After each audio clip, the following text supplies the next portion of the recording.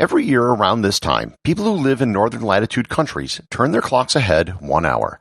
Then, months later, we do the exact same thing in reverse, setting all of our clocks back. Why do we do this? And is there a good reason for it?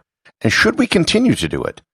Learn more about the history and future of daylight savings time on this episode of Everything Everywhere Daily.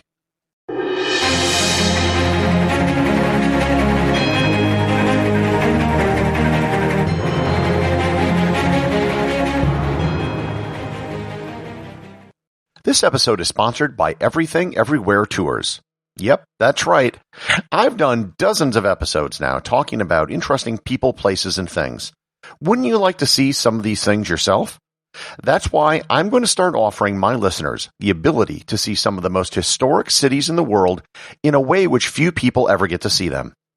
Obviously, there are issues with traveling right now, so stay tuned at the end of the show for more information about the tours and what I'm planning.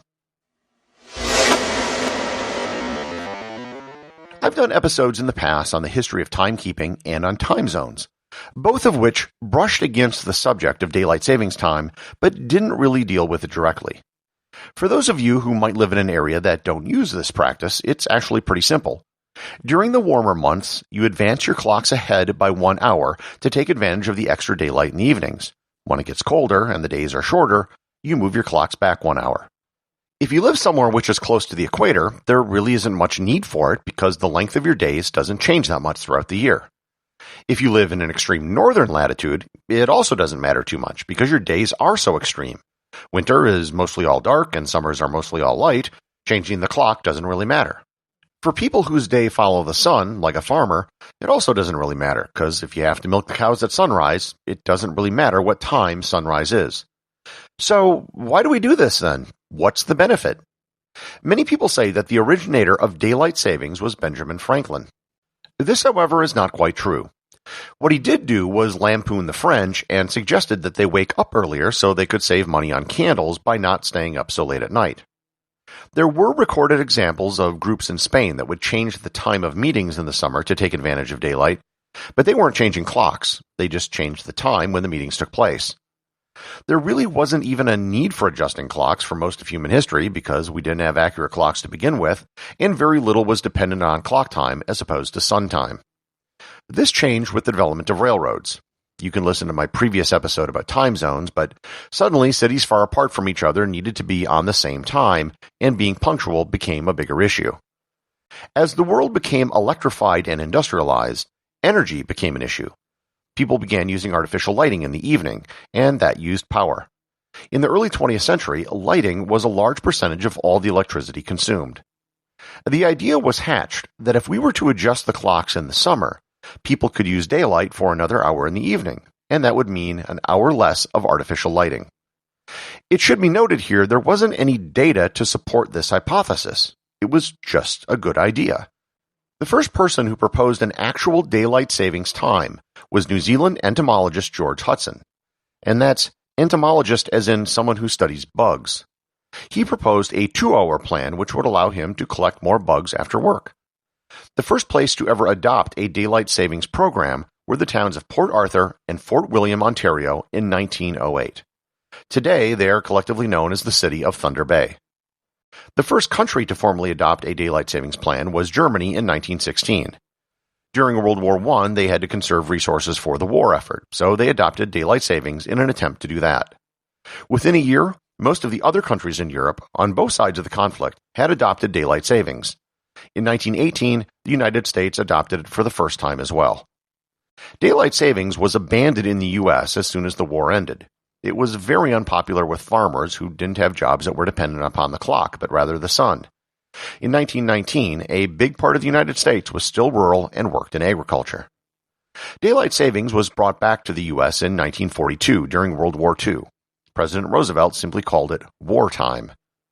After the war, everything in the U.S. was kind of in chaos because every locality was deciding whether or not to observe daylight savings.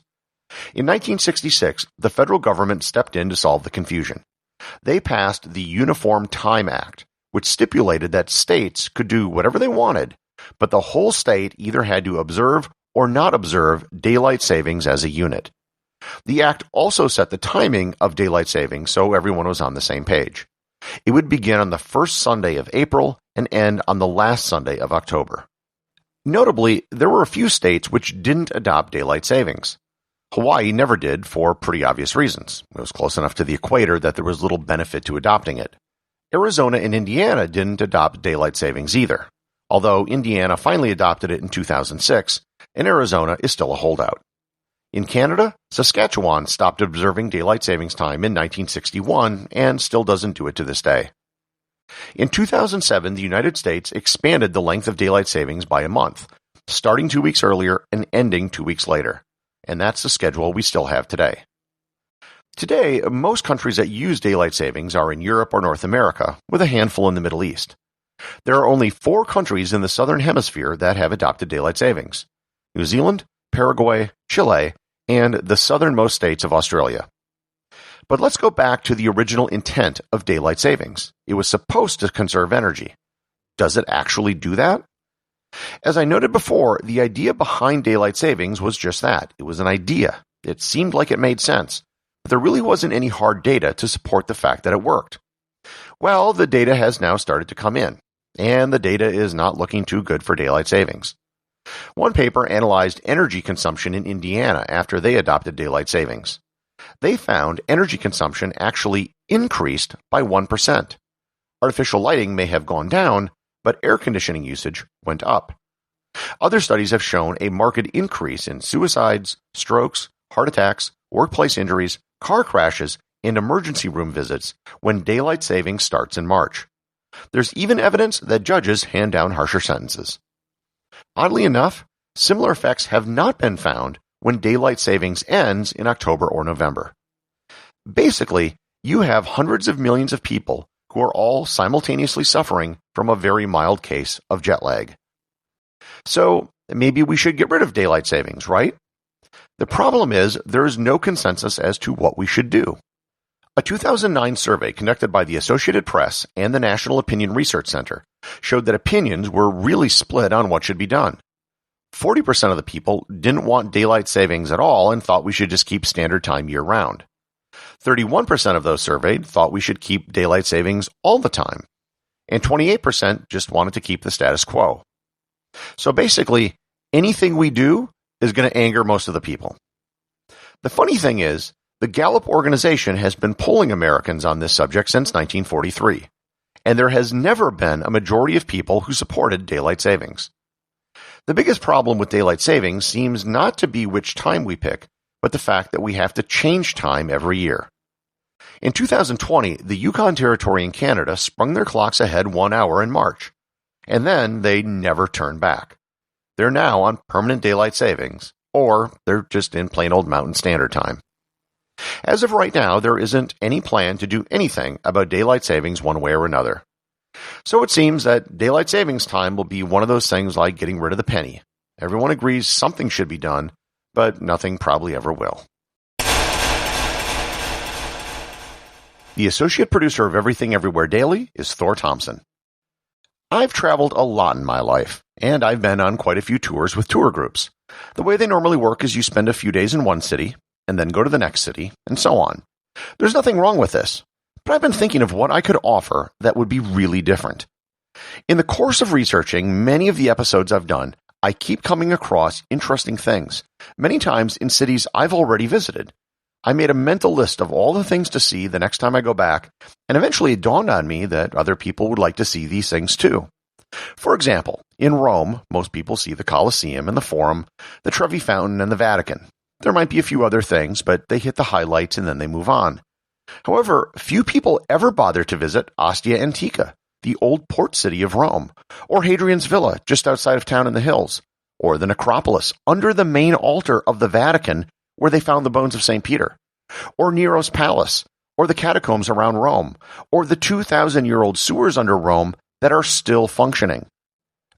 Basically, I'm proposing an incredibly deep dive into the history of a single city.